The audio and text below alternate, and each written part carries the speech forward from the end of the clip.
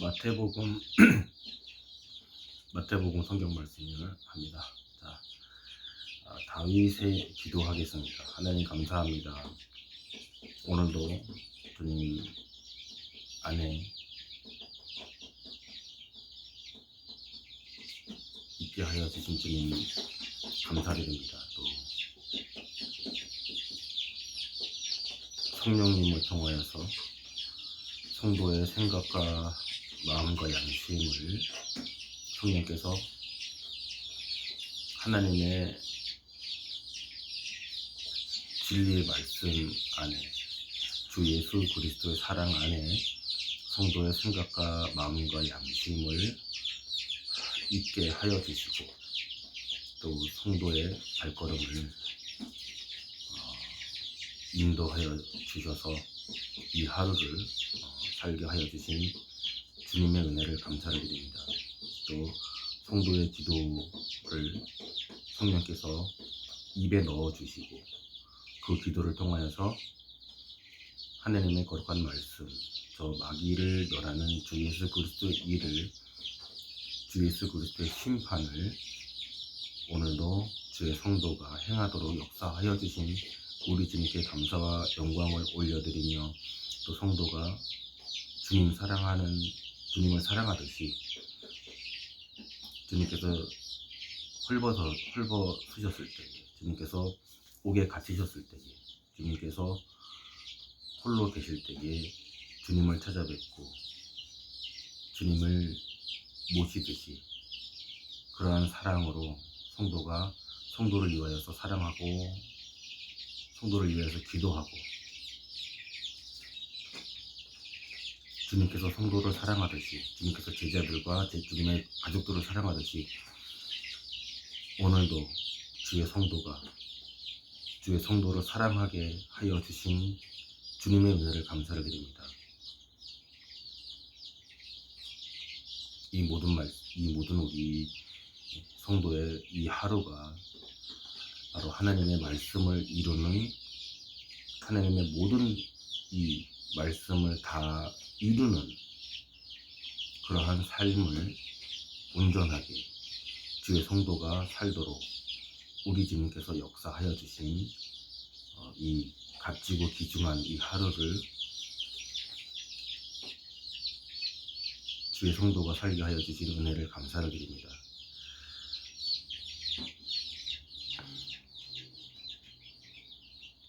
그럼으로써 저 마귀가 심판받고 지옥 무저갱으로 떨어지고, 그 생각, 그 상상과 그 행위와 그 말이 마귀에게 임하여서 그것이 죄가 되고, 그것이 심판이 되고, 그것이 지옥의 형벌이 되도록 주님께서 이 하루도 우리 성도의 모습을 저 마귀들이 봄으로써, 성도의 기도를 저 마귀들이 들음으로써 그러한 말씀을 이루어 주신 주님께, 또 그렇게 성도를 써주시고 성도를 인도하여 주신 우리 주님께 감사와 영광을 올려드립니다.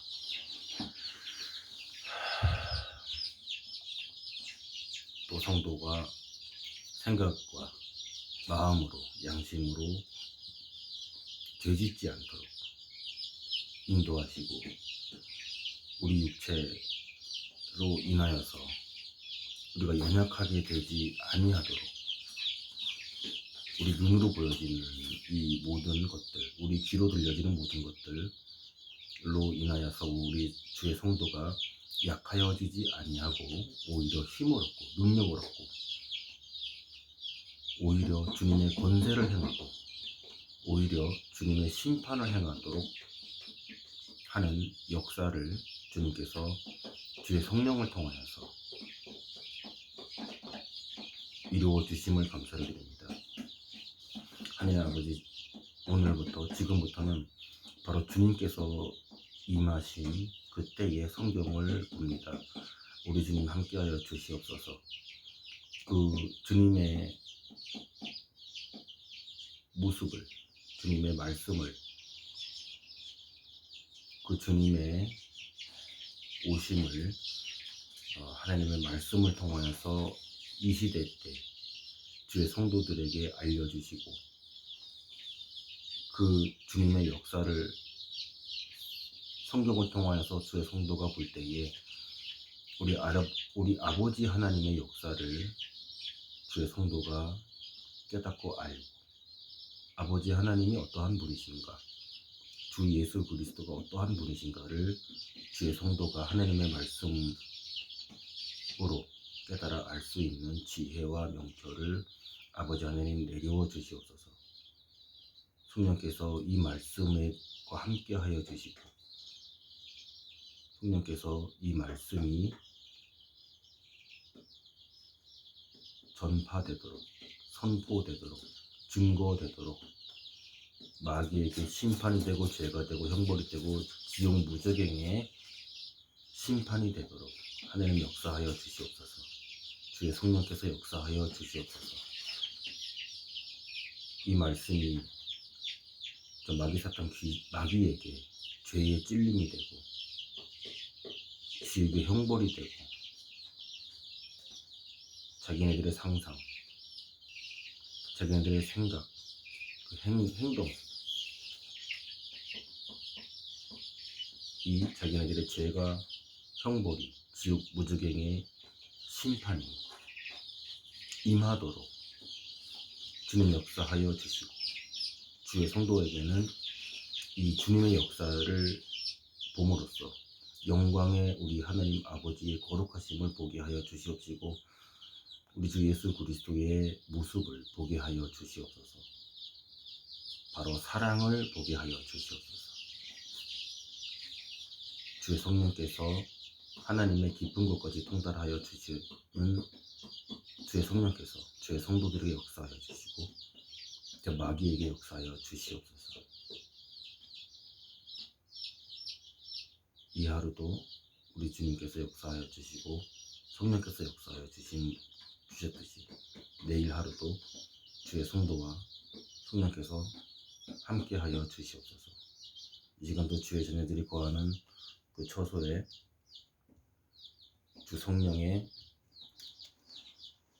아버지 하나님의 말씀과 또 주 성령님의 역사로 가득하도록 주님 역사하여 주시옵소서.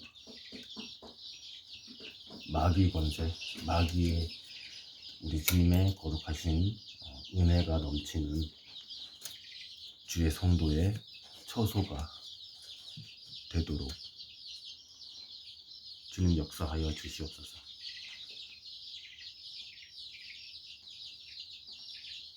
감사드리며 거룩하신 우리 구주 나사렛 예수 그리스도 이름으로 기도합나이다. 아멘.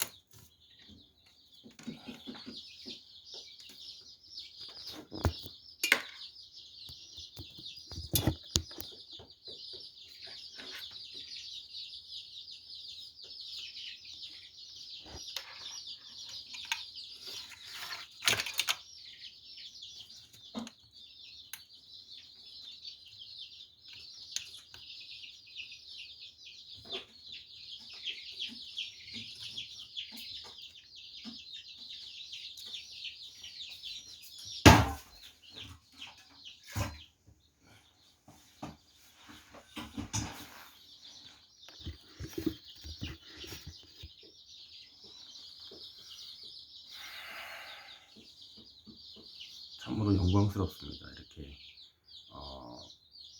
우리가 이 시대 이때를 살면서 이렇게 쭉 지내오면서 오늘날 지금 이때 이 시간에 이렇게 신약 성경의 말씀을 이렇게 하게 됐다 하게 되었다라는 것 그 자체가 매우 영광스럽고, 또 주의 성도들에게 향한 우리 주님의 사랑의 역사가, 또 우리 하나님의 말씀을 이루시는 지금 이때의 주님의 성령님의 역사를 우리가 성도들이 기대하며, 이렇게 우리 믿음의 결과, 또 우리가 알고 있고 들어서 알고 있고 읽어서 알고 있고 우리 마음의 참된 소원과 소망으로 기도하고 있던 우리 성도들의 소원이 이 거룩하신 말씀과 함께 성취되고, 우리 마음의 소원이 이루어지고, 하나님의 뜻, 하나님의 말씀이시죠. 이 하나님의 말씀이 주의 성도들의 마음과 소망과 뜻과 사랑으로 함께 이루어 주시고자 하시는 그러한 값지고 귀한 우리 성령님의 구원의 역사를 통하여서 주의 성도들을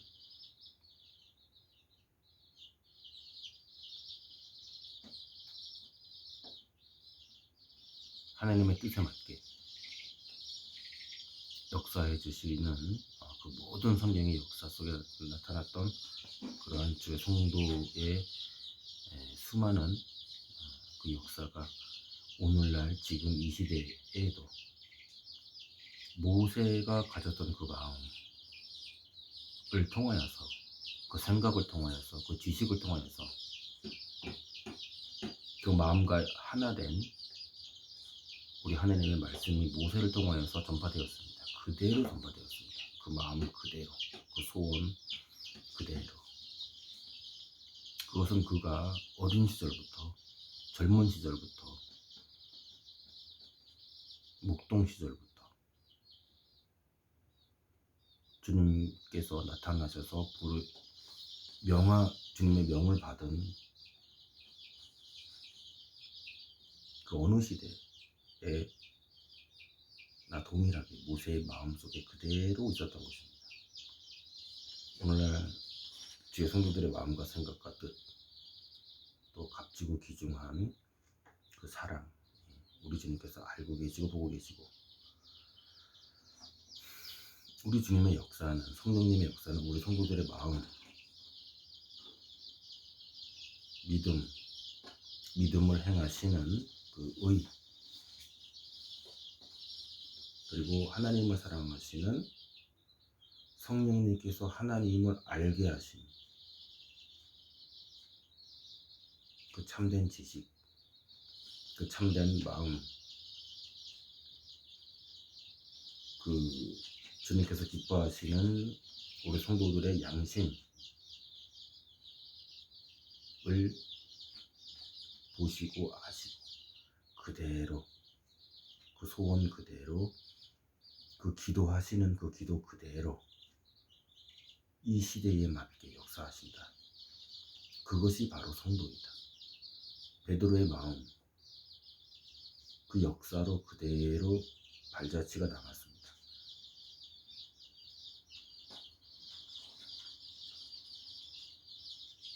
바울의 마음,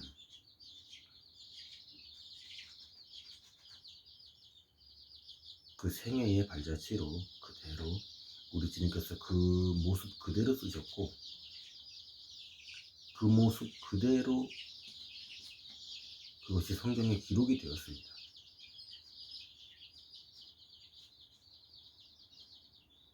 그가 알고 있는 예수 그리스도가 그대로 전파되었고, 그것이 성경으로 전달되었고, 우리 하나님 아버지께서 영광 받으셨습니다. 자, 성도라는 신분은 바로 그러한 신분입니다. 그래서 제가 이렇게 신약 성경, 우리 주님의 말께서 나타나시는 이 신약 성경을 마태복음 1장인데 이렇게 지금 이때 이 시간에 이렇게 시작한다라고 하는 것이 저는 매우 영광스럽고, 또 우리 성도를 향한 우리 주님의 말씀이 이루어지시고 선포되시는 그러한 역사를 우리 성도가 믿음으로, 소원으로, 사랑으로 성취하시는,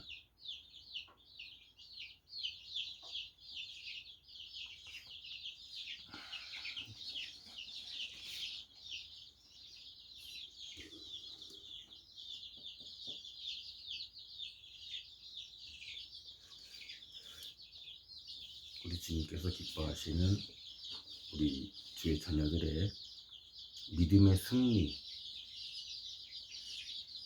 기도의 응답과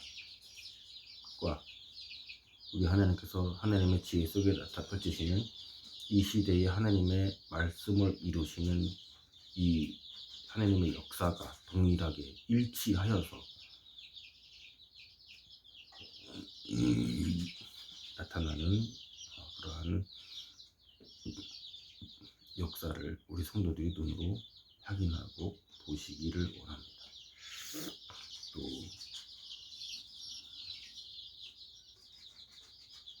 그렇기 때문에 우리의 이 하나님의 말씀이 더욱더 값지고 귀중하다라는 말씀을 드립니다.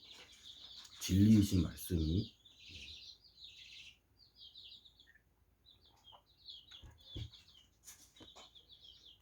하나님의 말씀은 거룩하시다. 이것이 주의 성도들을 통하여서 이루어지신다라는 것입니다. 천사가 신비롭게 나타나서 능력과 표적과 이적으로 이 역사를 이루는가, 아니면 주의 성도의 생각과 마음과 양심에 따르는 우리 주님의 역사로서 주의 성도들의 입술로 통한 그 삶을 통하여서 우리 하나님의 거룩하심이 나타내고 증명되고 확증되는가, 바로 성도를 통해서입니다. 그래서 이렇게 말씀을 이렇게 참 그 어느 때보다 참으로 영광된 이 말씀을 보겠습니다. 다윗의 아들이요 아브라함의 아들인 예수 그리스도의 세대에 관한 책이라. 자, 예수 그리스도의 세대에 관한 책이다.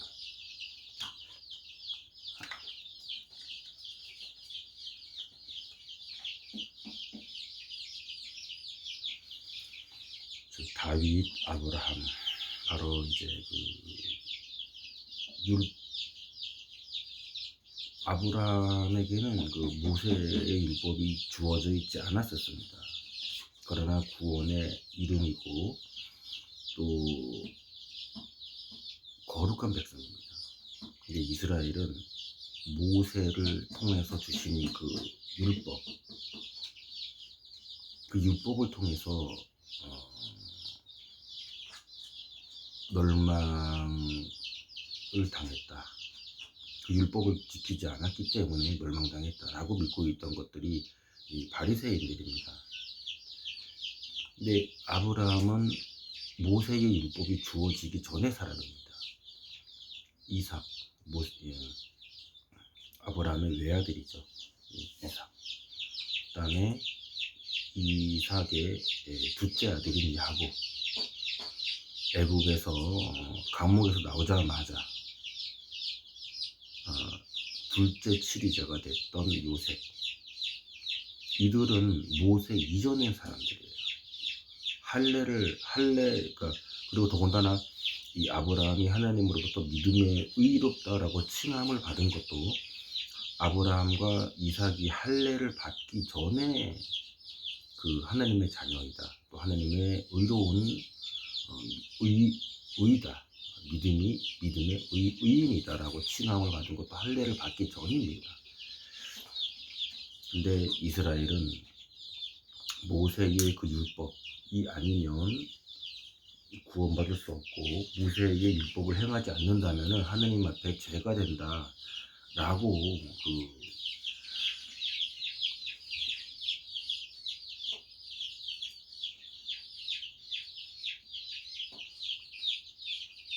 믿는 사람들이었죠.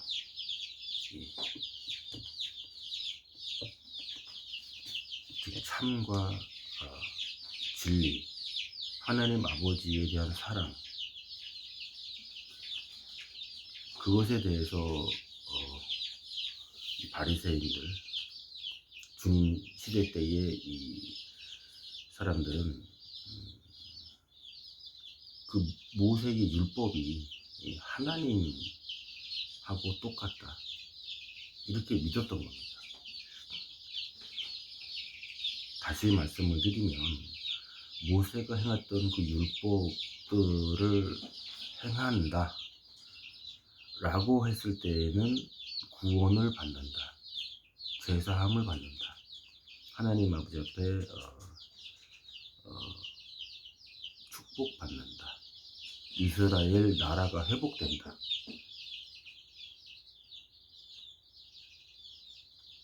다른 나라의 식민지로 되어 있지만 다윗 같은 왕이 또 나온다. 어떻게? 모세의 율법을 잘 지키면. 그게 바리새인입니다. 바리새라는 뜻은 그런 뜻입니다. 모세의 율법을 잘 지키지 않았기 때문에 바빌론 포로가 됐고, 포로 이후에 수백 년이 지났지만은 바빌론 시대, 또 그리스 시대, 또 무슨 시대, 로마 시대까지 대제국이 그 에게해, 지중해를 중심으로 그 네 개의 대제국이 멸망하고 새로 생기고 멸망하고 새로 생기고 하는 그런 긴 시간 동안에, 즉 스가랴와 느헤미야가 예루살렘을 재건하고 나서 주님이 오시는 그 시대까지 아직도 이스라엘이 다른 나라에로부터 파견된 총독에 의해서 지배를 당하고 있으니까 아주 긴 세월 동안 그렇게 총독에게 지배를 받는 거죠.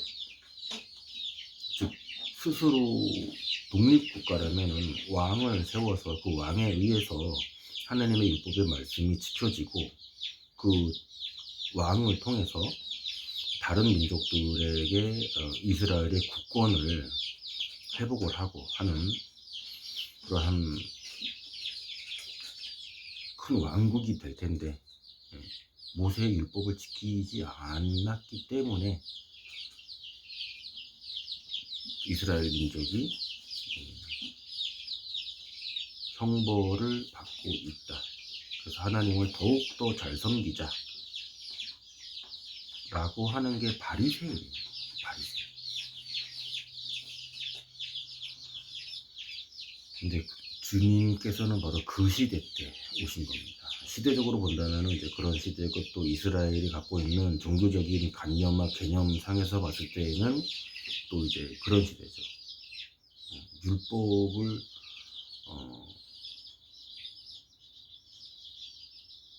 안 지키는 것,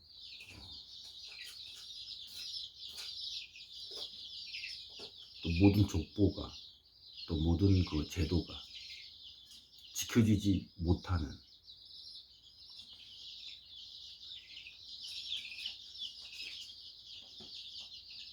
자기네가 왕궁을 만들고 그 왕궁에 자기네들의 왕이 살고 있는 그런 것을 원하는데, 자기네가 지금 왕궁도 없고, 왕궁이 있다 하더라도 거기에는 다른 제국에서 파견된 총독이 와 있는 그러한 시대고, 또 정치적인 상황으로 본다면은 큰 제국이, 대제국들이 4개의 큰 제국이죠. 전 세계를 다 점령한 상태이기 때문에 난리나 전쟁 같은 그런 이변이나 재난이나 전쟁이 조용하게 없어져 버린 시대. 그렇기 때문에 법이 하나입니다. 바빌론이 지중해 일대를 다 지중해가 저 인도에서부터 저 아프리카까지죠. 또 그리스도 엄청난 대제국, 또 어떤 나라도 큰 대제국, 아시리아도 대제국, 로마도 큰 대제국. 그 영토 일대에는 한 가지 법이에요. 바로 로마법, 아시리아법, 바빌론법, 그리스법. 언어는 물론 뭐 언어까지 바꿀 수는 없겠지만은 통치 행위에 있어서는 그 제국이 만든 그 법에 의해서 다 통치를 받는 것이죠. 근데 이제 구약 성경의 말씀에 만왕의 왕이라 마지막 때 마지막 말세 지말에 오시는 메시아 그리스도는 왕으로 오신다고 하셨어요. 그리고 모든 권세를 산산이 부서뜨리고 모든 큰 산과 작은 산을 다 허물어뜨리고 평지를 만드신다 그러셨고, 그 다음에 모든 권세를 또 산산이 질그릇 깨뜨리듯이 산산이 부서뜨리시고 모든 권세를 또 갈기갈기 찢어버리신다고 그렇게 구약 성경에 표현이 되어 있습니다. 그러니까 로마라는 큰 제국, 바빌론, 그리스, 아시리아, 시리아 이런 큰 제국들도 그렇게 산산이 부서뜨리는 왕으로 오신다. 이렇게 구약 성경이 되어 있습니다. 근데 그 해석을 진짜 왕으로 이 사람들은 해석을 한 겁니다. 근데 거기에 보면은 구약 성경의 기록을 보면은 그 왕이 아니에요. 로마가 지배하고 있습니다만은 총독을 파견해서 전 세계를 지배하고 있습니다만은 그 권세까지 무너뜨릴 수는 없는 겁니다. 자, 권세라는 게 통치 행위만 권세다. 이렇게 인정을 한다면은 지식적인 개념이 없는 거예요. 수학적인 개념이 없는 거예요. 자, 아버지가 자식을 다스리는 게 권세입니까? 권세입니다. 사장이 직원을 부리는 거 권세예요. 권세.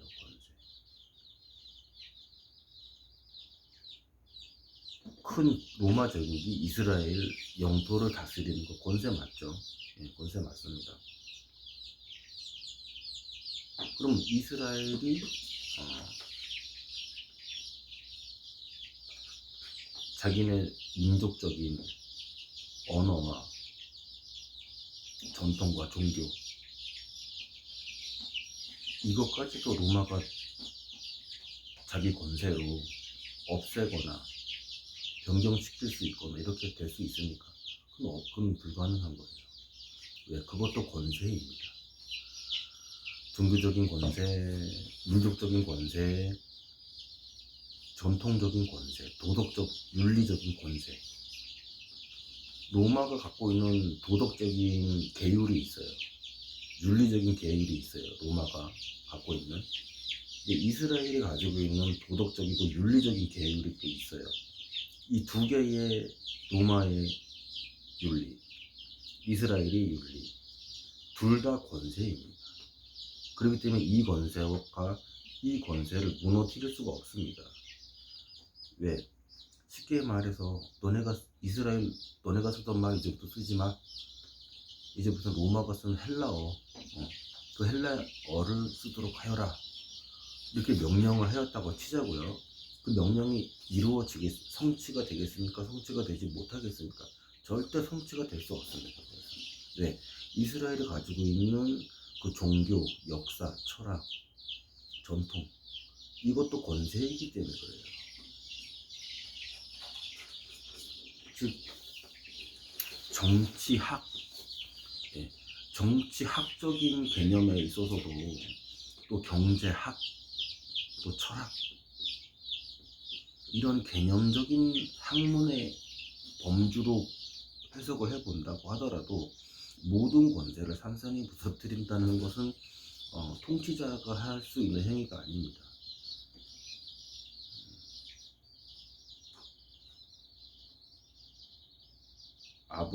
남편이 있고 아내가 있죠. 아내가 가진 권세를 남편을 말살할 수 있어요? 아니요. 서로가 서로의 권세와 권능을 인정합니다.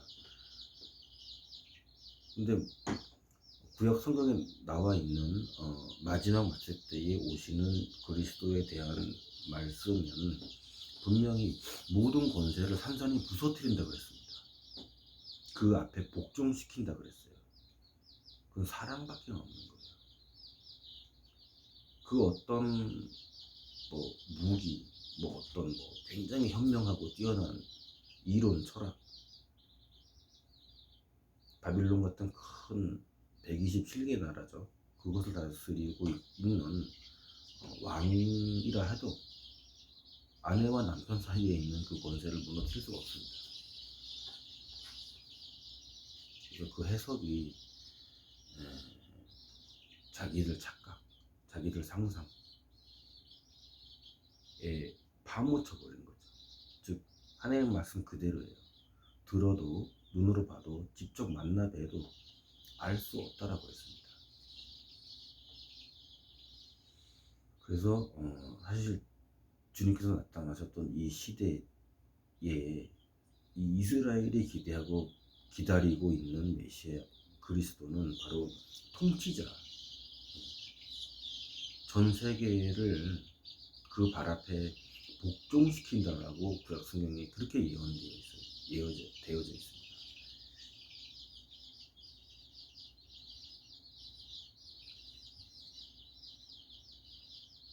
그러니까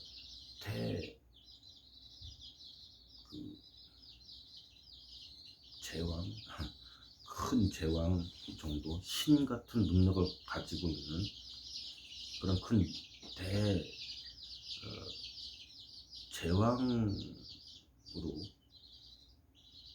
이스라엘은 그렇게 그 말씀을 해석을 한 거죠. 다시 말씀을 드리지만은 하나님의 성경 말씀 그대로입니다. 신약, 구약 공통적으로 말씀하시고 계세요.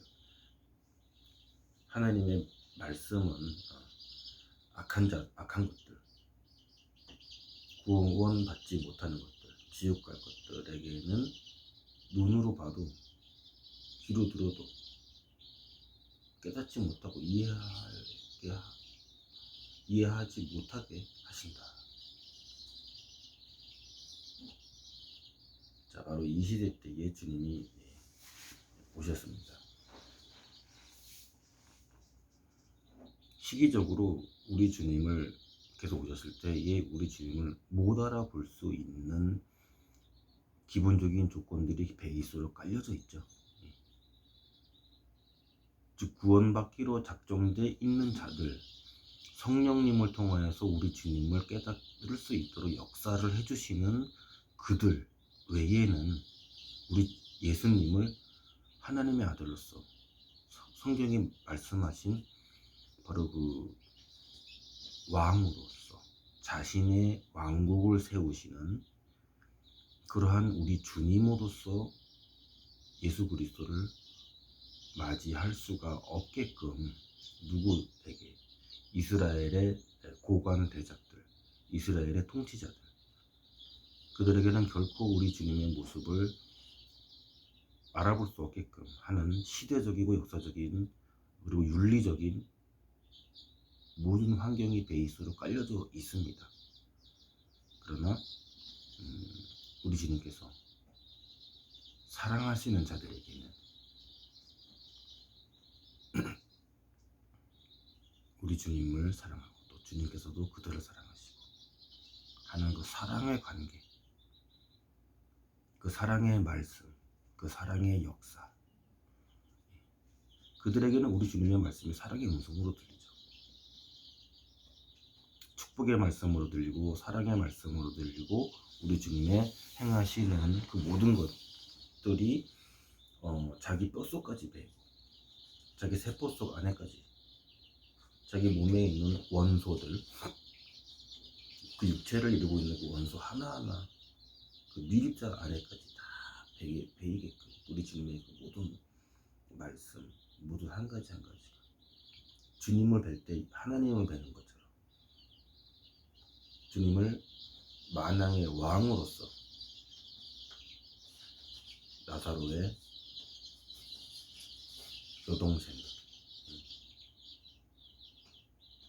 주님께서 십자가에 달리실 때에 향료로 쓰려고 했던 그것을 깨뜨려서 주님의 발 위에 부으면서 자기 머리털로 씻었습니다.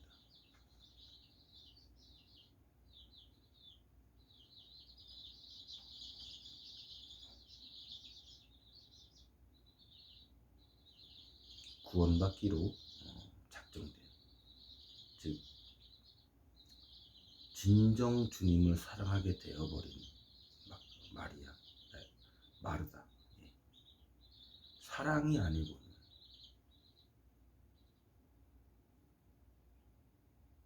우리 주님을 알 수 없는,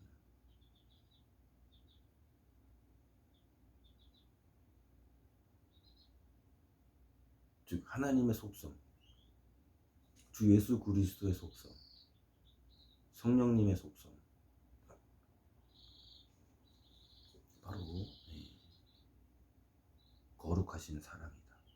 선하신 사랑이다. 그 사랑으로 밖에는 하나님의 말씀, 또 주 예수 그리스도를 결코 알 수가 없다.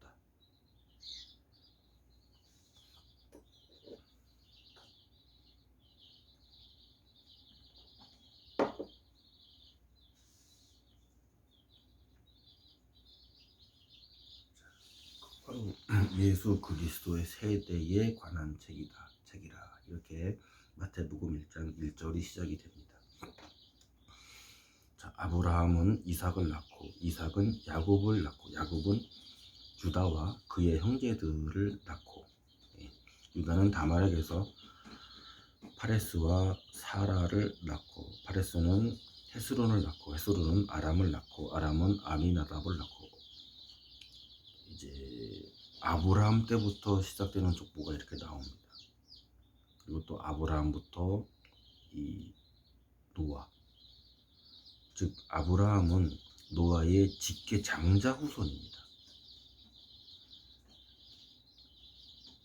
창세기에 나오는 이 족보 상에 이렇게 돼 있고, 또 아브라함부터 노아부터 아브라함 때, 더 올라가면은 아담 때부터 노아 때, 그리고 노아 때부터 아브라함 때, 그리고 아브라함 때부터 다윗 때, 그리고 다윗 때부터 주 예수 그리스도의 때까지, 이렇게 모든 족보가 하나로 통일돼서 나오지 않습니다. 구분을 시키십니다. 42대 42대로 나누시고, 그래서 아브라함 때부터 다윗 때, 그리고 다윗 때부터 예수 그리스도까지 나누십니다. 그리고 또 예수님께서도 아무튼 족보가 시작이 되는데요. 읽어보겠습니다. 자, 아브라함은 이삭을 낳고 이삭은 야곱을 낳고 야곱은 유다와 그의 형제, 야곱이 이제 12아들을 낳죠. 그 중에 유다가 첫째 아들로 족보에 나오는데 원래는 유다가 아니죠.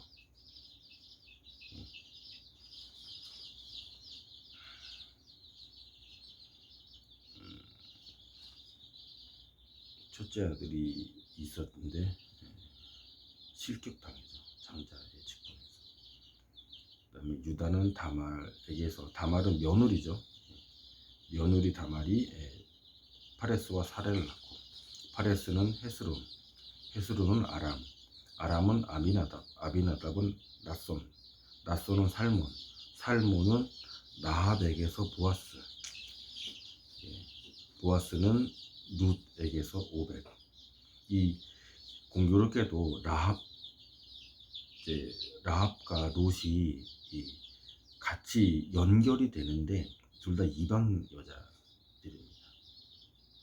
근데 구원의 이 역사가 바로 우리 주님을 사랑하는 이 역사에서 나타난다라고 하는 증거가, 확고부동한 증명이 이 족보상에 나타나심으로써 하나님의 말씀을 더 확증할 수 있는 근거로 명확하게 역사되어 있습니다. 그래서 이스라엘이 율법을 가지고 있습니다. 모세를 통해서. 즉 이방의 룻과 이방의 라합이 우리 주님의 사랑하는 자가 됐다 라고 하는 이 족보상의 기록은, 확증은 모세의 율법이 아니더라도 하나님을 사랑하는 그 마음을 가지고 있다면 하나님의 권능, 능력, 권세, 믿음, 사랑으로서 성령님을 통하여서 그 자들을 이끄시고 보호하시고 함께 하시며 큰 축복받는 길로, 그들이 큰 영광을 받는 그 길로 하나님께서 농부가 되시고 하나님께서 지혜로운 건축자가 되셔서 그들의 삶을 축복의 삶으로 만들어 주신다. 이러한 명확한 증거가 주님이 오시는 이 족보상에 이렇게 나타나 있다라고 하는 것은 바로 모세의 율법을 통해서 구원받는 것이 아니다라고 하는 확증이죠. 어떤 확증?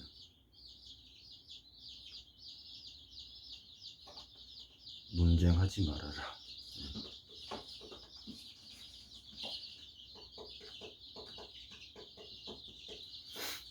이렇게 하나님은 지혜로우십니다. 모든 증거들을 이렇게 통해서 그냥 말씀만 하시면서 그 말씀으로다가 이렇게 말씀하시는 하나님 아니십니다. 믿음에 대한 또 하나님의 말씀에 대한 그 다음에 하나님의 역사에 대한 이렇게 확고부동한 증거. 어떤 증거? 나도 확고부동하게 믿게 될 수 있고 상대편도 확고부동하게 믿을 수 있고 더군다나 하나님 아버지께서도 확증하실 수 있고 모두가 확인 가능하게끔, 마치 1 더하기 1이 2다라고 하는 것이 어느 누구나 다 확증할 수 있듯이 그렇게 분명하게 이렇게 확증을 하십니다. 공의로우신 거죠.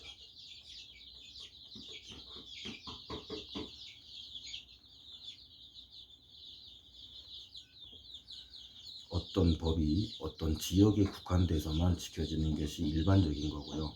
또 어떤 법은 어떤 시대에만 존재했던 법이 있는 것이 또 일반적인 역사입니다.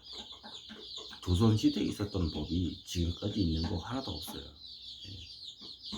그때 당시 때 윤리와 도덕이 지금의 윤리 도덕인가? 아니에요. 분명히 아니죠.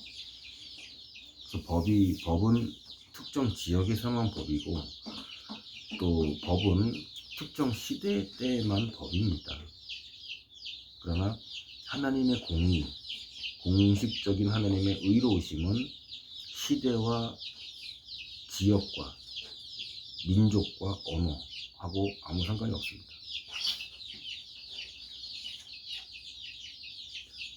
이것이 우리 하나님의 의라는 것입니다. 그래서 족보상에 라합과 롯이 이렇게 등장하고 계신다라고 하는 것은 바로 이들의 마음, 이방인 우상을 섬기고 그 우상을 섬기는 그 또 이 라합은 다른 성경에서는 기생이라고 나옵니다. 기생. 그렇지만은 제가 가지고 있는 이 킹 제임스에는 창녀라고 나옵니다. 창녀.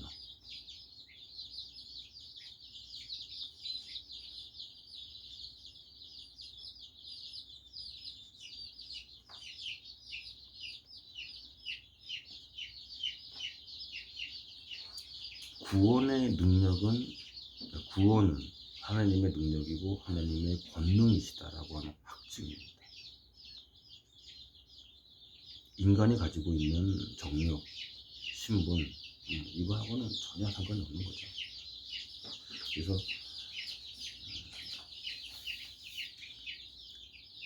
살몬이 라합과 결혼을 했고, 그래서 보아스가 태어났어요.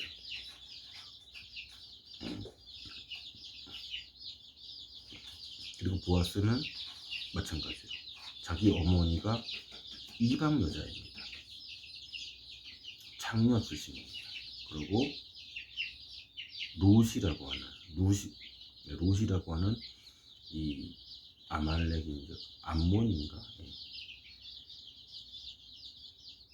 아내로 맞이합니다. 그래서 오벳을 낳았어요. 그리고 바로 이 오벳이 이새를 낳았고, 이새가 바로 다윗 왕을 낳습니다. 자, 다윗은 우리아의 아내였던 여인에게서 솔로몬을 낳았습니다. 만약에 이 족보의 이 제도가 이렇게 내려온다라고 하는 것은 바로 성령님께서 이러한 역사를 펼치셨다라고 우리는 믿게 되는 믿음이 되는 것입니다. 이 족보의 역사가 인간의 역사인가? 아니죠. 이스라엘에 의해서 만들어졌다고 한다면 라합이 여기 들어올 수 있을까요?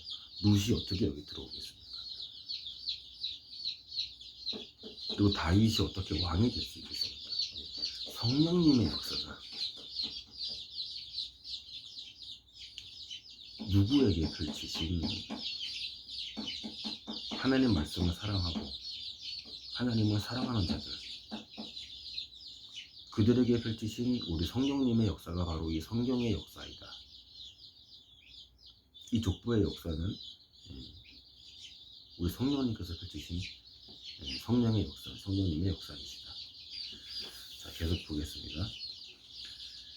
솔로몬을 낳고, 솔로몬은 르호보암을 낳고, 르호보암의 삶은 평탄치 않았습니다. 죄악과 우상, 또 나라가 르호보암 때 갈리워지죠. 솔로몬은 평안하게 죽긴 했지만 너의 죄 때문에 나라가 갈려진다라고 하는 하나님의 심판의 말씀을 솔로몬은 직접 듣습니다. 그리고 이사야 선지자와 이스라엘의 멸망 때에 나타났던 하나님께서 쓰신 하나님의 성도이셨던 그 선지자들의 말씀 상에서 이스라엘의 과오를 책망하는 이 말씀 때에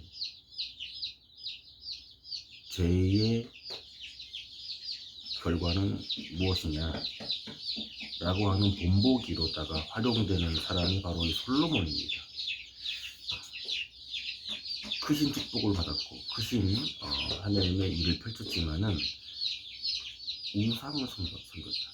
즉 노년 시절 때의 솔로몬의 마음을 돌렸다고 했습니다. 그래서 각국에서 왕과 왕비가 몇백 명이었죠, 솔로몬이. 그 왕비들이 각국에서 가지고 들어온 그 우상에게로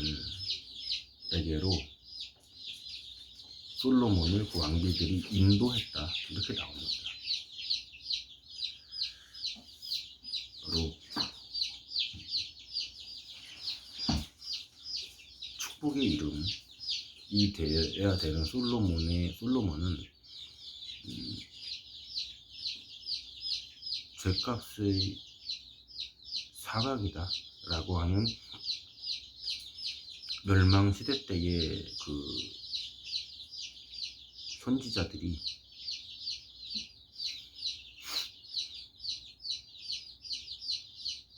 죄의 결과가 무엇이고 멸망의 결과가 무엇인가 라는 것을 말하는 가장 큰 증거로서 사용되는 대상이 바로 이 솔로몬이라는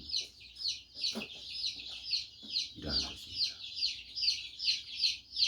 즉 그만큼 마귀를 섬기는 것은, 우상을 섬기는 것은 또 그 생각을 돌이키는 것, 옳은 생각, 바른 생각, 축복의 생각에서 벗어나는 것, 반드시 그 결과로서 하나님의 심판을 받는다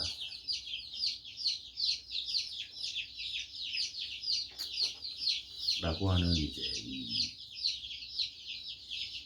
가장 대표적인 증거로서 표본이 되는 인물 솔로몬.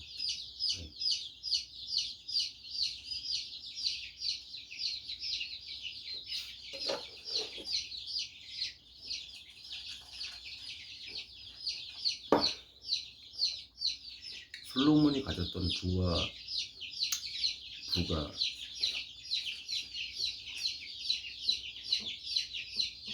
명성이, 그 지혜가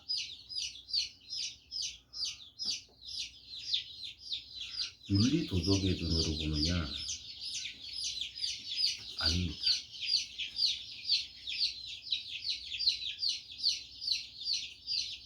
하나님의 말씀은 거룩하신가? 거룩하시다 라는 눈으로 봐야 됩니다.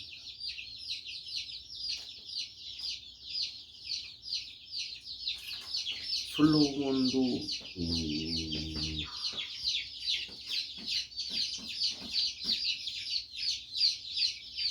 거룩하신 하나님 앞에서 그 거룩하신 하나님의 말씀을 따르지 않고 하나님 앞에서입니다. 하나님 앞에서 하나님의 말씀을 따르지 않는 것, 어떻게 않는가? 하나님만 신이 아니다.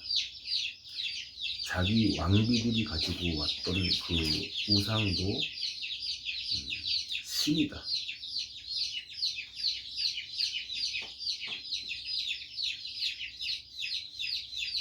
이 눈으로 봐야 됩니다.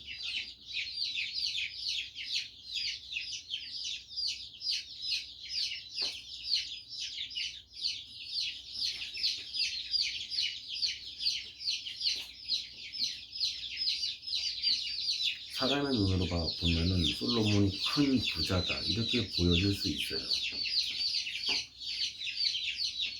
사람의 눈으로 봤을 때.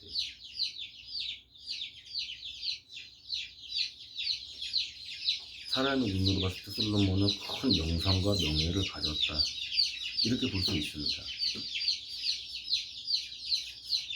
하나님의 눈으로 봤을 때 그 사람 갖고 있었던 재산, 명성이 큽니까 작습니까? 아무것도 아닙니다. 티끌입니다. 티끌. 아무것도 아닙니다. 그걸.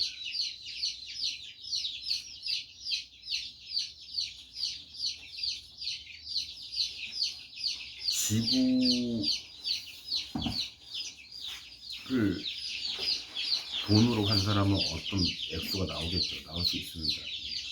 계산 가능합니다.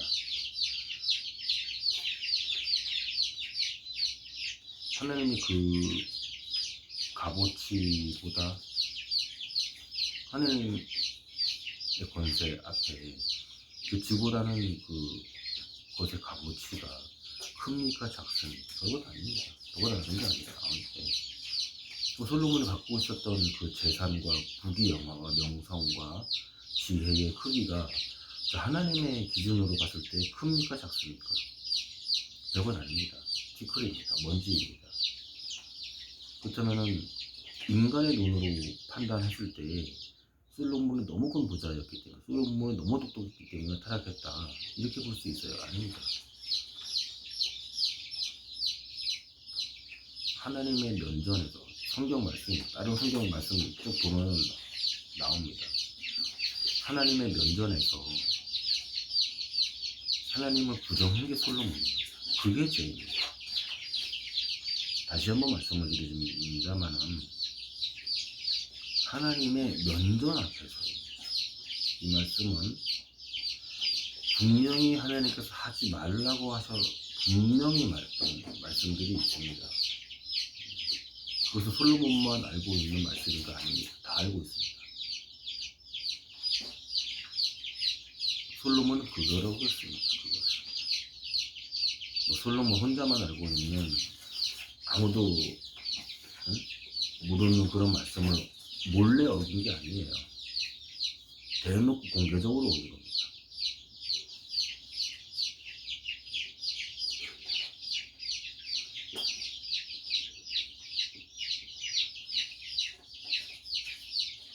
솔로몬이 부자다. 누구나 다 알죠. 누구나 다 압니다. 그 부자였기 때문에 그것이 뭐 죄가 되어서 그렇게 됐는가. 근데 아니죠. 솔로몬만 얘기하는 거예요. 솔로몬만. 다른 왕들은 부유하게 되고 강건하게 되면은 교만하여진다라고 다른 왕들은 그렇게 말하고 있습니다. 하지만 솔로몬에 관해서는 강건했습니다. 그리고 부자였습니다. 똑똑했고 명성이 자자했죠. 근데 그것 때문에 솔로몬은 죄를 범하지 않았습니다. 근데 다른 왕들 같은 경우에는 강건하여서 다른 나라보다 좀 세고 하면은 그 마음이 교만하여졌다라고 다른 왕들은 그랬습니다. 근데 솔로몬은 그렇진 않았습니다. 근데 하나님께서 하지 말라라고 했던 말씀, 솔로몬 한 사람한테만 주어진 것이 아니고 이스라엘 전체에게 주어진, 누구나 다 알고 있는 그 말씀을 하나님의 면전에서 얻은 겁니다. 그게 솔로몬의 죄입니다. 당연한 거죠. 결국 하나님께서 솔로몬을 심판하시고 그 행위의 결과를 모르시는 그 말씀이 솔로몬에게 직접 임하셨는데 당연한 결과죠. 솔로몬 하나가 그렇게 했을 때 자기만 그렇게 되는 거 아닙니다. 절대. 그 사람 하나 때문에 전체 백성들, 전체 그 성막을 섬기고 주님을 따르는 그 모든 아론의 후손, 레위 자손들, 전체 백성들, 그 군사들 전체가 다 그렇게 하는 겁니다.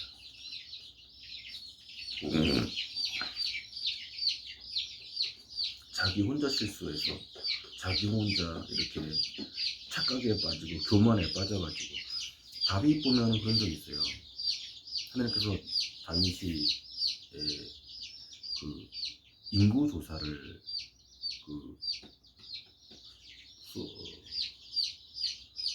군대 장관에게 시켰는데, 그때 마귀가 역사해서 그렇게 했다. 사탄이 다윗의 마음을 흔들었다. 이렇게 성경에 나와 있습니다. 근데 다윗은 그때 회개하고 용서를 구하고 나단 선지자를 통하여서 하나님께서 다윗에게 벌을 내리셔요. 그래서 이스라엘의 그 전염병이 도는 것으로 그렇게 하나님께서 형벌을 내리십니다. 어떻게 보면은 다윗이 인구조사를 하게 했던 것은 그것으로 인해서 이스라엘 민족이 하나님의 율법을 버리고 하나님의 말씀을 버리고 우상을 섬기는 그 길로 가는 그러한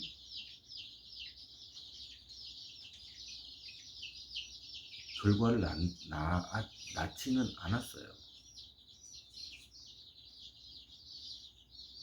근데 결국에는 이제 그런데도 불구하고 큰 형벌이 내리죠. 근데 이 솔로몬 하나로 인하여서 다른 모든 이스라엘 백성이 우상을 섬기는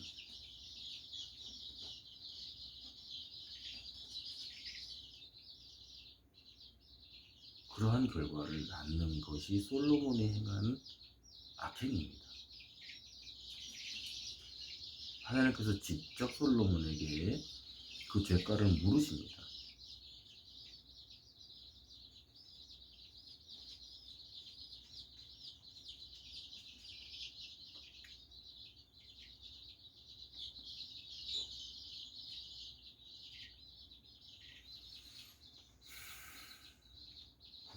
그래서 하나님께서는 아니라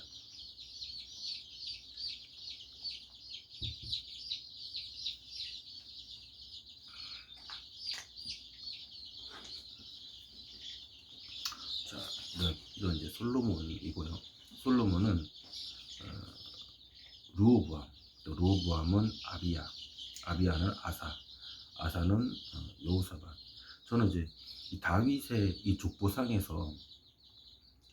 족보상에서 다윗부터 시작된 그 왕들이 쫙 나올 거라고 생각을 했는데 사실상 보면 아니에요. 이 이스라엘의 다 다윗 후손들의 왕이거든요. 르호보암도 이제 손주고, 르호보암 다음에 다른 왕들도. 근데 족보상에 보면은 아니에요. 근데 한번 쭉 볼게요. 아사는 여호사밧, 그다음에 여호사밧 요람 우시야는 요담은 아하스는 히스키야는 문하세는 아몬은 요시야. 왕들 많네요. 저번에 읽었던 것에는 이 왕들 이름이 안 나오던데 여기는 왕들 이름이 정확하게 나옵니다. 그러면 이제 다윗부터 솔로몬, 르호보암, 아비야, 아사, 여호사밧, 요람, 우시야, 요담, 아하스, 히스키야, 10번째거든요. 10번째 문하세, 아몬, 요시야.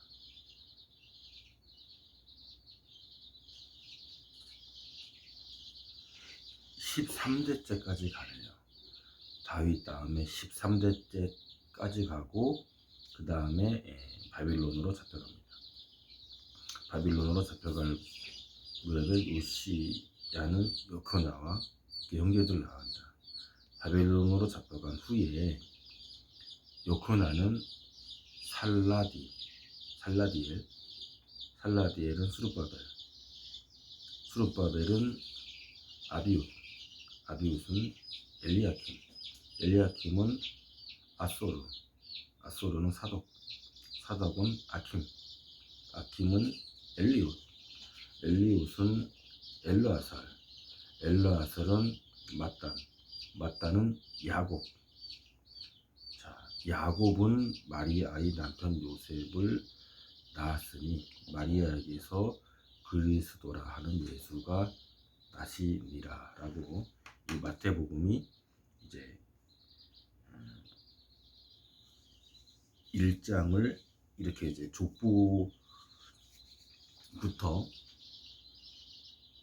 족보부터 이렇게 말씀을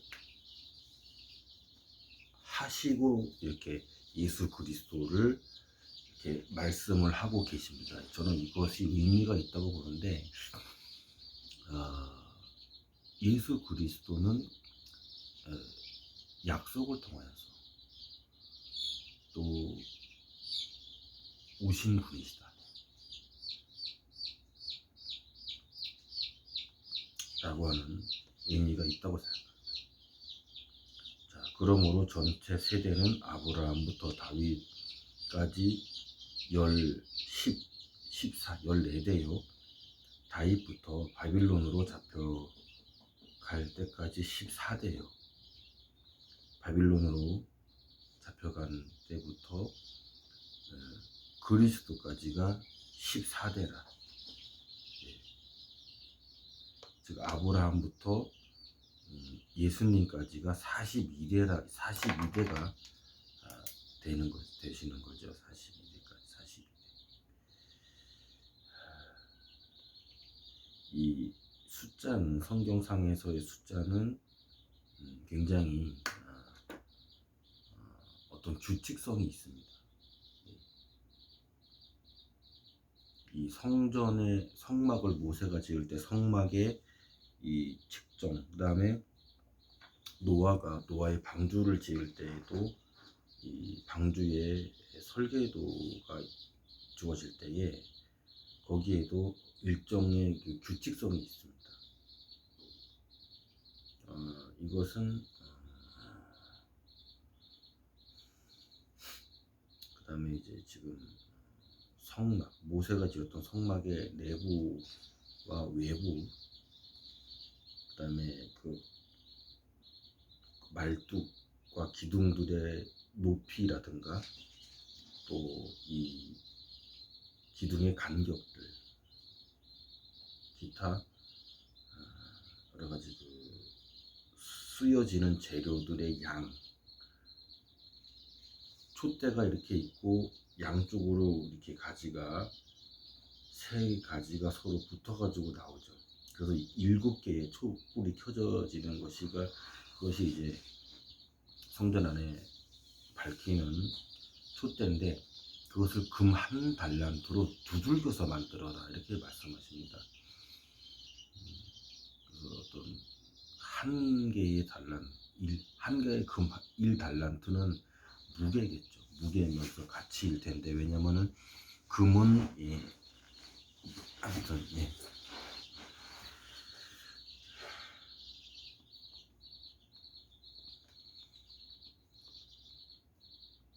그리고 그 성전 안에서 지켜졌던 여러 가지 그 명절들이 있습니다.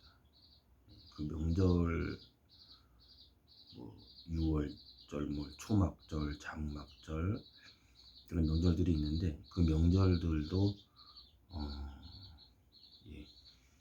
어떤 그것을 행함으로써 이루어지거나 그것을 행함으로써 우리 주님을 사랑하게 되는 것은 아닙니다만은, 그것이 의미하고 있는 의미는 인간의 지혜로서도 충분히 깨달을 수가 있는 어떤 의미가 내포되어져 있다라고 우리는 짐작할 수 있습니다. 그렇지만 저는 성경을 따로 이렇게 연구를 그렇게 해본 적은 없기 때문에 그 의미를 굳이 파악을 하려고 하고 해보진 않았어요. 그렇지만 이렇게 성경 말씀을 읽다가 보면은 일정한 그 규칙성이 성경에 나타나는 이런 숫자들 안에는 그 숫자가 가리키는 특정 의미들은 의미가 있는 것이구나 라고 하는 것이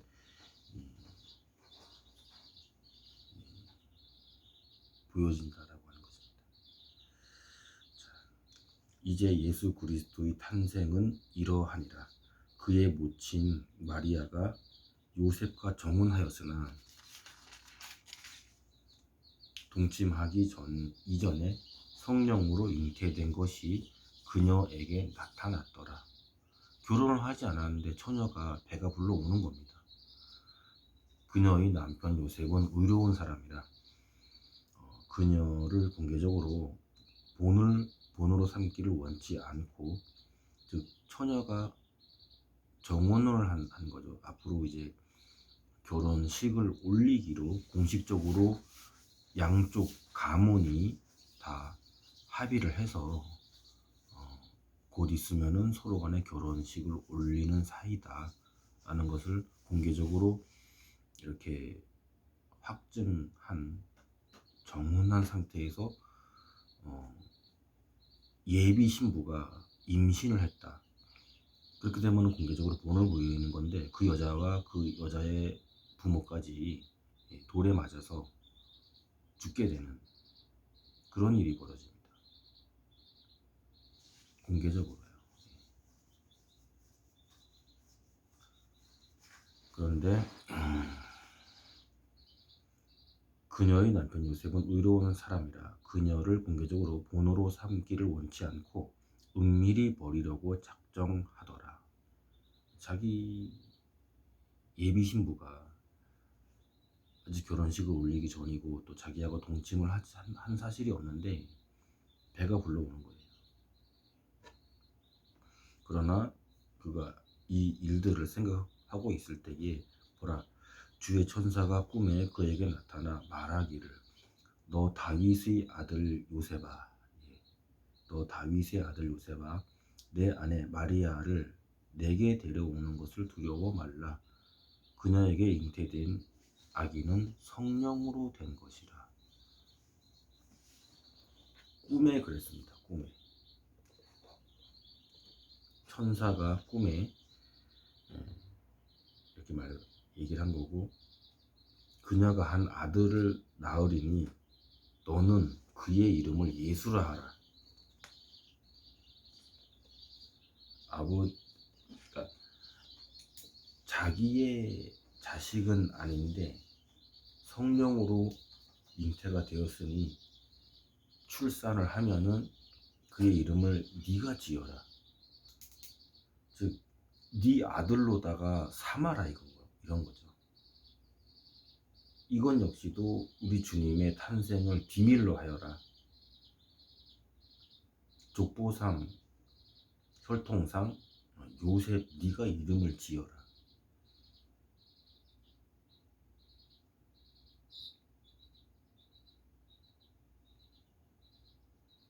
너는 그의 이름을 예수라 하라. 즉 아버지가 되어라.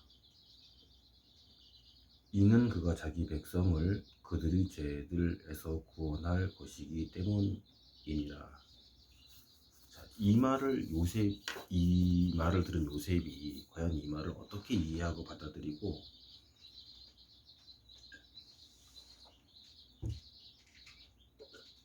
성경에 말씀하셨던 나귀를 타시고 겸손하셔서 이렇게 입성하시는 우리 주님으로서 시대의 흐름에 나타나시는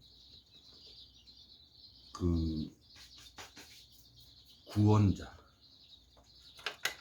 메시아,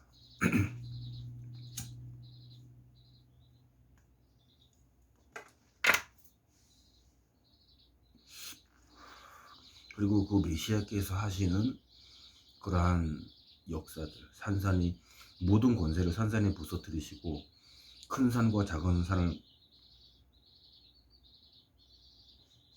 가루로 만드셔서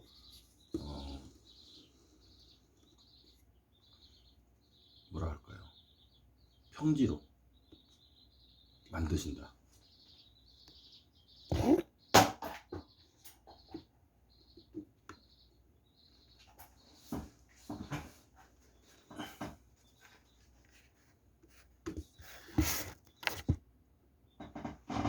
그러한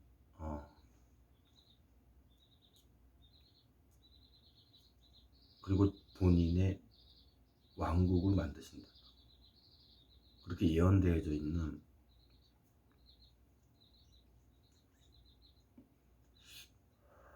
그리고 그 시대 때의 전 세계의 그 흐름을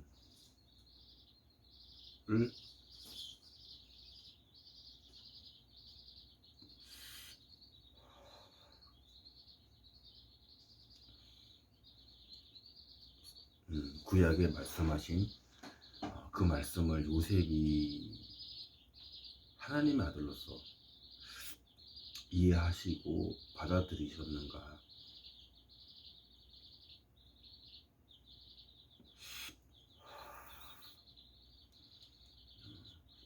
너무 깊게 생각한다면 이것도 역시 논란거리로 치부되겠죠. 그래서 여기까지만 이런 이야기를 하는 것은 그렇게 옳지가 않습니다. 인간의 스스로 현명하게 되는, 바로 욥기서에 나오는 하나님의 책망의 말씀이죠. 스스로 현명하게 되는 꼬라지. 스스로 자기 생각을 펼치는, 자기 생각을 주장하고 자기 생각을 논쟁거리로 만드는,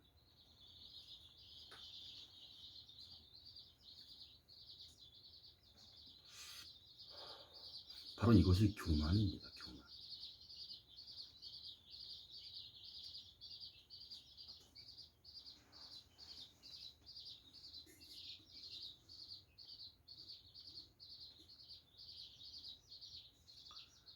그렇지만 살짝 궁금하긴 합니다. 그런데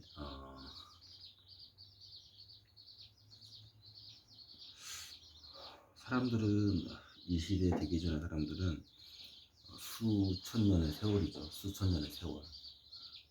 또 수많은 사람들, 수많은 시대 때에 이렇게 이런 부분을 가지고 서로 논쟁을 했습니다.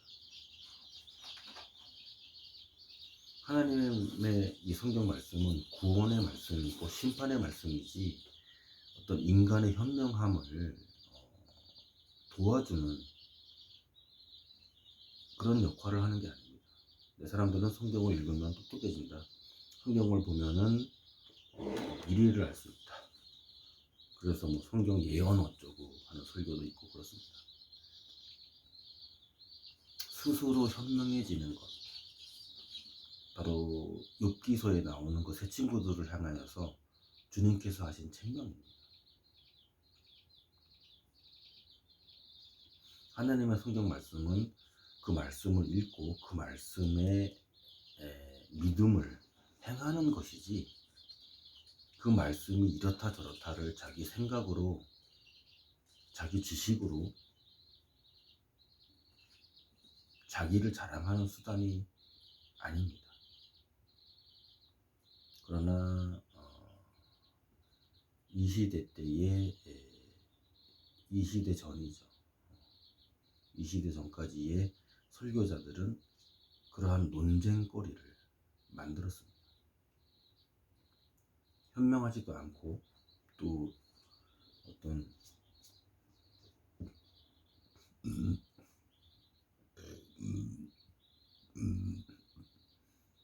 정확성,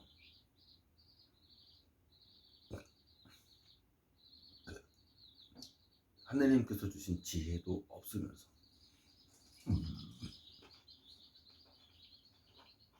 자기의 현명함, 스스로 현명하게 되어진, 현명하는 스스로를 현명하게 만드는 그러한 짓을 했습니다. 자기 이름을 나타내고 드러내고 싶은 그런 어리석음이죠. 그러나 주의 성도들은 혹시 그러한 논쟁이 발생된다 하더라도 이러면 안 된다 라고 하는 마음과 생각과 양심이 자기 안에서 스스로가 깨닫게 됩니다. 사실은.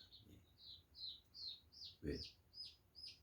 지혜로운 건축가처럼 하나님께서 인도하시는 사람들이 성령이시고, 지혜로운 농부처럼 성도를 그때에 맞게, 그때의 필요에 맞게끔 성도를 기르시고 가꾸시는 분이 하나님이시기 때문에 그러한 어리석음에 빠지는 그런 길을 가지 않도록 주님께서 역사하시는 그러한 자들이 바로 성령의 사람들이기 때문에 이러한 방금 제가 했던 이런 실수입니다. 그런 것에 빠지지 않는 존재들이 바로 주의 성도들이고, 왜 그런가? 우리 하나님께서 신실하시고 선하시기 때문에 그 길로만 가게끔 인도함을 받는 것이 주의 자녀들입니다. 그래서 그녀가 한 아들을 낳으리니 너는 그의 이름을 예수라 하라. 이는 그가 자기 백성을 그들의 죄들에서 구원할 것이기 때문이라고 하니라. 이렇게 천사가 정혼한 상태에서 결혼식을 올리기 전에 요셉에게 이렇게 지시를 하시는 것이죠. 이제 이 모든 일이 일어난 것은 선지자를 통하여 주에 관해 말씀하신 것을 이루려 함이라.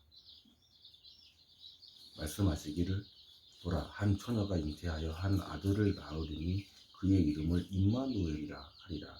하셨으니 이를 해석하면 우리와 함께 하시는 하나님이라.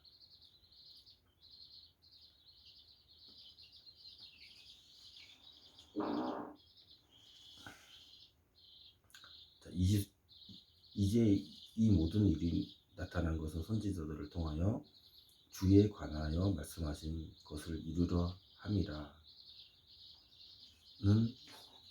마태가 쓴 거죠. 예.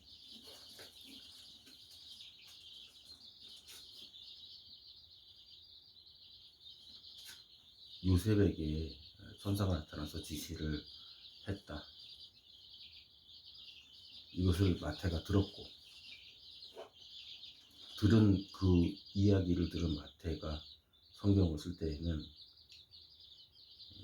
그러한 일이 요셉에게 나타난 것은 선지자들을 통하여 주에 관해 말씀하신 것을 이루려 함이라 라고 마태가 기술합니다. 그러면서 마태가 역시 구약 성경을 들어서 또 말씀을 이어갑니다. 보라, 한 처녀가 잉태하여 한 아들을 낳으리니 그의 이름을 임마누엘이라 하리라. 이것이 구약 성경에 나와 있는데, 하셨으니 이를 해석하면 우리와 함께 하시는 하나님이다. 지금 마태는 이렇게 해석을 하는 것이죠. 그 후 요셉이 잠에서 깨어 일어나 주의 천사가 그에게 분부한 대로 행하여 자기 아내를 데려왔고,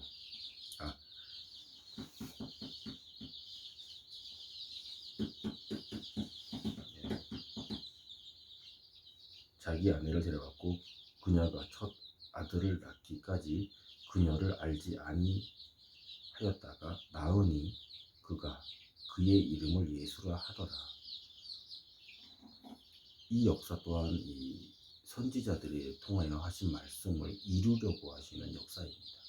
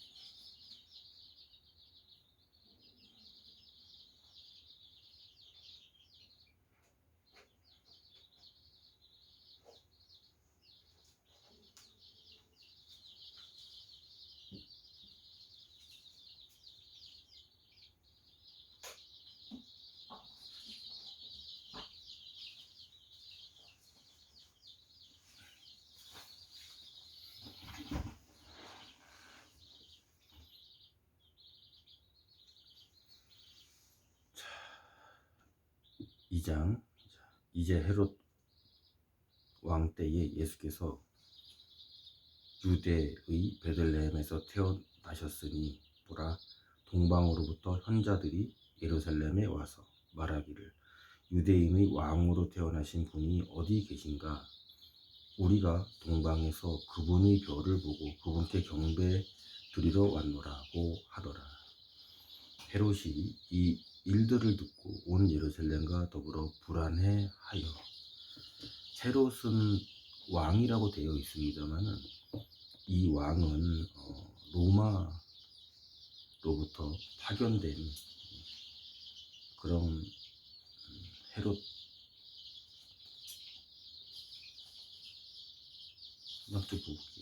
제가 봤을 땐 그렇습니다. 근데 이제 이 헤롯이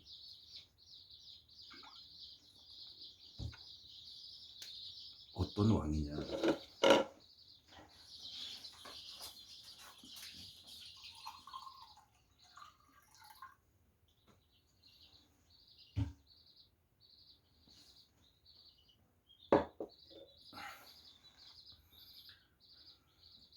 백성의 모든 선임 제사장들과 서기관들을 함께 모으고 그리스도가 어디에서 태어났느냐고 물으니 그들이 말하기를 유대의 베들레헴 이오니 이는 선지자에 의하여 이렇게 기록된 바 너 유다 땅 베들레헴은 유다의 통치자들 가운데에서 가장 작지 아니하도다.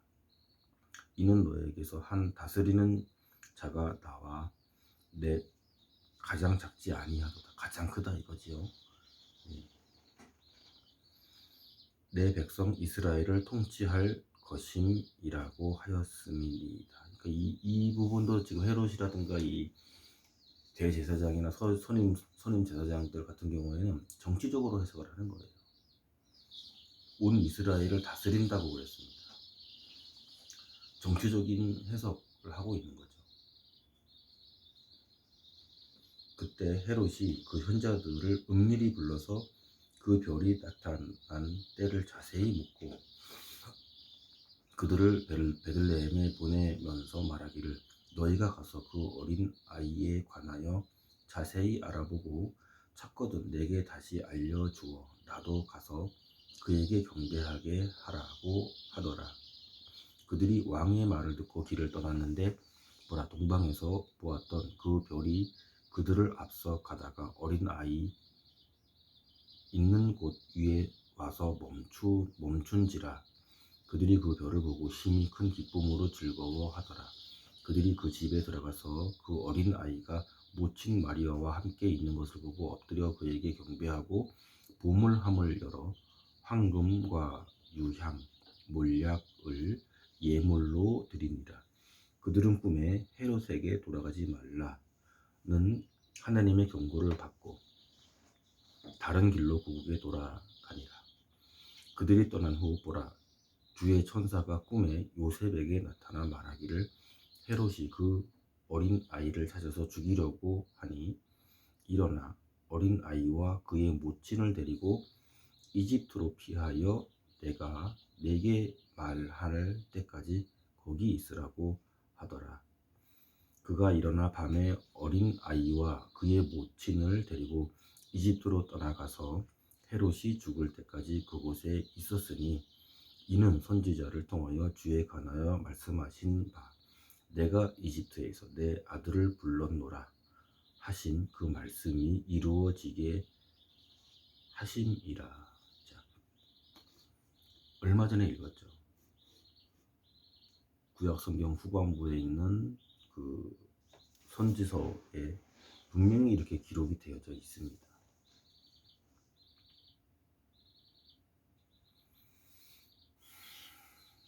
아멘. 그 후 헤롯이 현자들에게 속은 줄 알자 심히 분노하여 군사를 보내어 그가 현자들에게 자세히 물어본 그 때를 기준으로 하여 베들레헴과 그 온 지경에 있는 모든 산의 아이를 2살부터 그 아래로 다 죽이니라.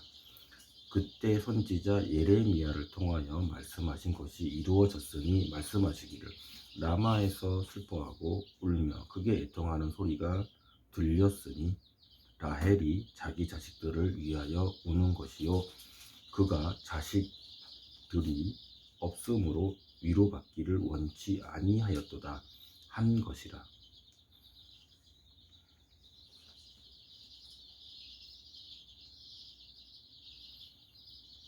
즉 이제 구약 성경의 이 말씀들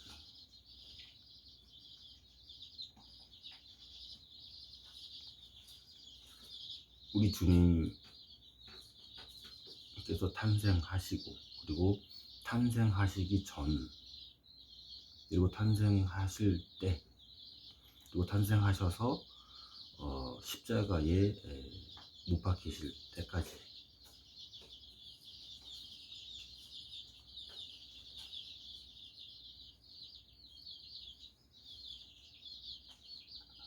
즉 주 예수 그리스도를 말씀하신다라고 하는 것은 바로 죄에 대한 심판, 즉 마귀를 심판하시는 그 심판주의 역사,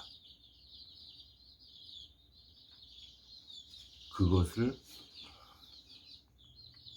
영의 우리 육신의 세계가 아니고 우리 이성의 또 우리 정욕의 세계가 아닌 하나님의 세계의 언어로 말씀으로 주어져 있다. 그리고 주님의 심판, 마귀를 멸하시는 그 일 또한 비유로서, 그리고 마귀의 그 마귀들이 즉 주 예수 그리스도로부터 심판을 받는 그 마귀들에 대한 즉 죄죠, 죄.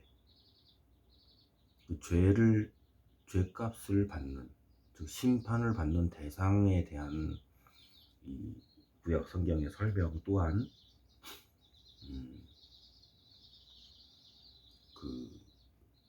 그 시대 때의 선지자들이었기 때문에 그 마귀의 일을 행하는 자들을 그 시대 때의 선지자들의 눈으로 확인할 수 있는 그런 대상을 통하여서 그 심판받는 것들을 그 시대적인 상황에 그들이 눈으로 확인할 수 있는 그러한 대상들로다가 설명이 되어져 있다라고 하는 것입니다. 그렇기 때문에 특정을 하여서 어떠한 특정 단어를 써서 마귀이다 라는 특정 단어를 사용하신 것이 아니고 그 마귀의 일을 행한 그 시대의 대상들,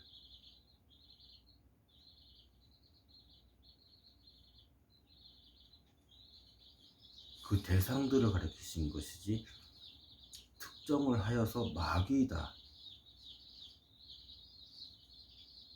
라는 특정을 하지 않으셨다는 것하고 그 마귀의 일을 행한 그 대상, 즉 하나님을 대적했다라고 하는 것이죠. 즉 하나님의 말씀이 거룩하신 말씀으로서 그것들을 멸하신다 라는 그 역사로서, 멸망당하는 역사로서 마귀가 심판받는, 멸망당하는 그 역사적인 사실을 기술을 하심으로써 하나님을 대적한 그 행위를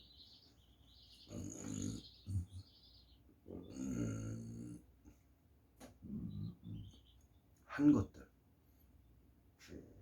하나님을 대적하는 행위를 한 것들을 지칭을 하셨다라고 하는 것입니다.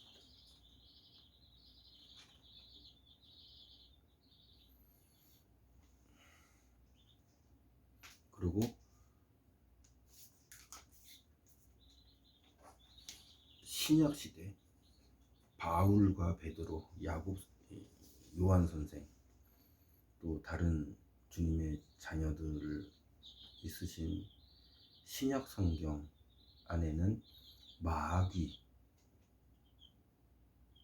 하는 특정을 했습니다.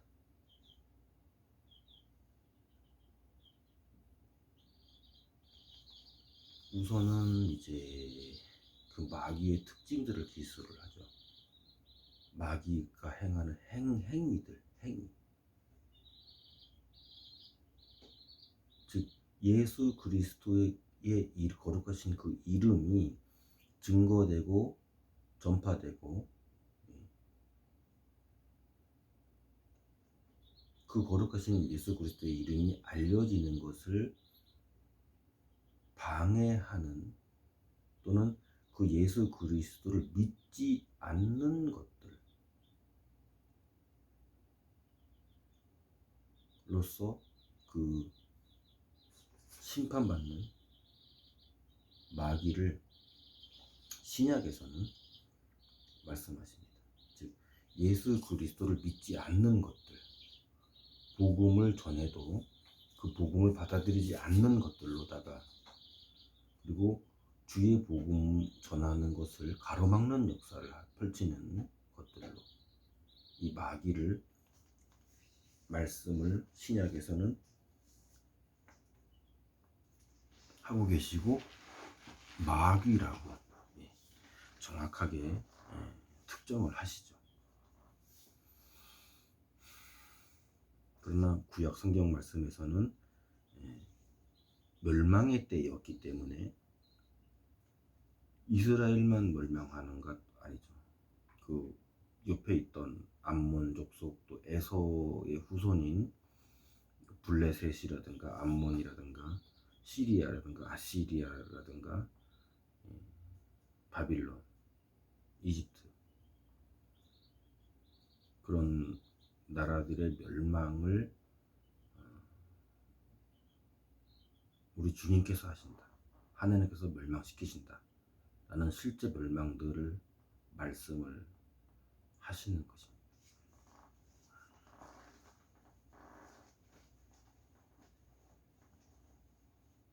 그래서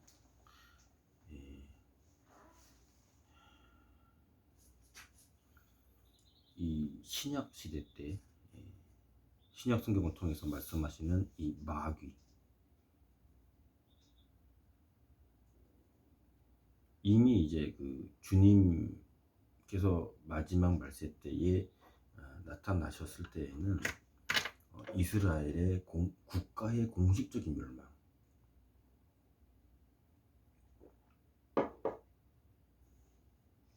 그것과 그리고 그 이스라엘이 다시 2차 세계대전 때 재건이 되죠, 국가가. 그리고 재건이 된 다음에는 작은 나라이지만 그 어느 나라도 이스라엘을 건드리지 못하는, 그렇게 또 강대하게 되는 것이죠. 그러한 역사 또한 구약 성경 말씀에 나와 있는 것으로 그렇게 파악이 되고요. 또 그것을 통해서 또 우리 구원받은 주의 자녀들을 성령님께서 어떻게 인도하시는가, 실제 역사의 미래에 나타나는 예언적인 말씀이지만은 그것을 비단 이스라엘의 재건과 흩어졌던 그 이스라엘 백성들을 다시 끌어모으는 그러한 역사라고만 볼 것은 아니죠. 구원받은 주의 성도 백성들을 주님께서 인도하시고 보호하시는 강력하신 하나님께서 그 일을 이루시는 역사를, 그 이스라엘의 국가의 재건을 역사적인 그런 일을 통하여서 우리가 볼 수 있는 것이고요. 반면에 신약에서의 그 마귀에 대한 이 설명은 직접적으로 그들의 생각, 그 다음에 그들의 그 꼬락서니, 하는 일마다 안 되는, 하는 일마다 망하는 삶 자체, 숨쉬고 있는 자체가 고통이고, 그들의 이 육신을 가지고 있는 그때의 그 저주의 삶, 그 삶이 그대로 신약 성경 말씀에서는 굉장히 이제 사실적으로 특정을 해서 마귀라고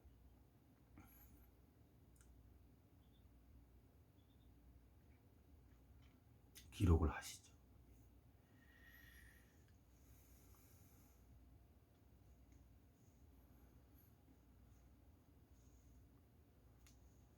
그러나 헤롯이 죽은 후 보라, 주의 천사가 이집트에서 요셉에게 꿈에서 나타나 말하기를 일어나 그 어린 아이와 그의 모친을 데리고 이스라엘 땅으로 가라. 어린 아이의 생명을 찾던 자들이 죽었느니라고 하니, 이건 역시도 이제 그 구약 성경 말씀에 그대로 말씀되어져 있는 역사이시죠. 그렇기 때문에 오늘 지금 이 심판의 때에 이 역사의 흐름 역시도 우리의 이 지식으로는 말씀을 통하여서 구체적으로 선명하게 알 수 있는 성경의 말씀을 찾기가 좀 어렵지만은, 분명히 하나님의 말씀은 다 이렇게 기록하고 계십니다.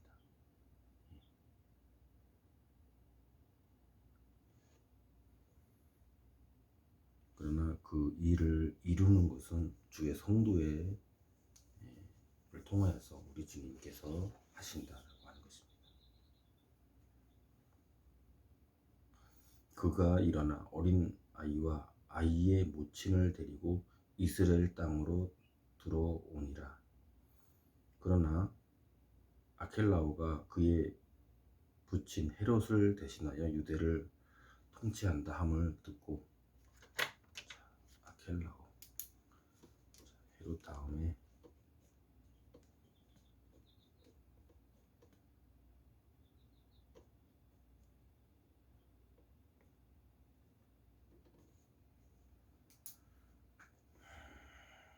아켈라오가 그의 부친 헤롯을 대신하여 유대를 통치한다 함을 듣고 거기로 가기를 두려워하였으나 꿈에 하나님의 경고를 받고 갈릴리 지방으로 돌이켜 베들레헴으로 안 돌아가죠. 나사렛이라는 성읍에 와서 사니 이는 선지자를 통하여 그가 나사렛 사람으로 불리리라고 하신 말씀을 이루려 함이라. 아멘. 자, 3장. 그 무렵에 침례인 요한이 와서 유대 광야에서 전파하여 말하기를 너희는 회개하라 천국이 가까이 왔느니라고 하니, 이 사람은 선지자 이사야가 말한 그 사람이라. 말하기를 광야에서 외치는 자의 음성이 있어 너희는 주의 길을 예비하고. 자, 그러면 2장까지만 일단 오늘은 여기까지만 하겠습니다.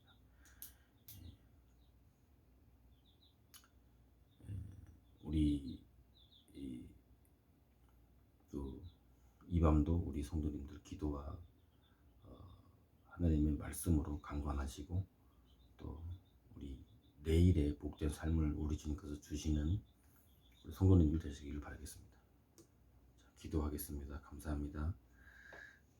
주님 감사드립니다. 이렇게 우리 성도를 부르시고 이 시대를 사는, 이 시대를 이끄는 역사의 주인공으로 우리 성도들을 믿음과 사랑과 말씀과 성령으로 주님께서 인도하심을 감사를 드립니다.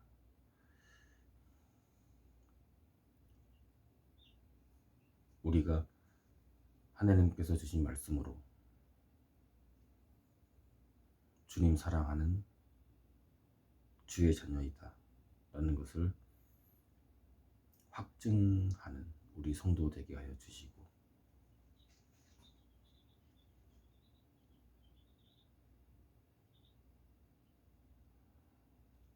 우리 하루의 삶 우리 성령님께서 인도하여 주시옵소서. 우리 주님 앞에 흠도 없고 점도 없게 우리 성도를 지켜주시고 보존하여 주시고, 늘 정결한 마음으로, 정결한 지식과 생각으로, 또 정결한 양심으로 우리 주님 앞에 설 수 있도록 주의 성령께서 주의 자녀들과 함께 하여 주시옵소서. 우리 주님을 사랑합니다. 우리 주의 성도들이 다 우리 주님을 사랑합니다.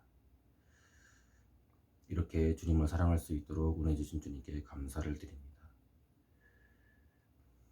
우리 주의 성도들의 양심이 단 하나도 우리 주님 앞에서 어긋남이 없도록 우리 주님께서 우리 성도들을 성령으로, 권능으로, 능력으로 주 예수 그리스도의 십자가를 믿는 그 믿음으로 주님 지켜주시옵소서. 감사와 영광을 주 예수 그리스도께 올려드립니다. 감사드리며 이 모든 말씀을 우리 주 예수 그리스도의 이름으로 기도하였습니다.